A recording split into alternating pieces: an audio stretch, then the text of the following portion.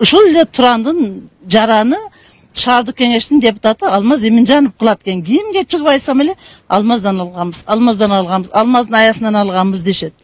Тигени тосуп, ал жерди чек кылган. Мына жайыттын үстү, мына үйлөрдүн бардыгын Алмаз саткан. Мунун үстүгө чыксаңар, суу резервуар куруп койгон. Bir 10 гектардан ашык жерди айлантып тосуп койгон.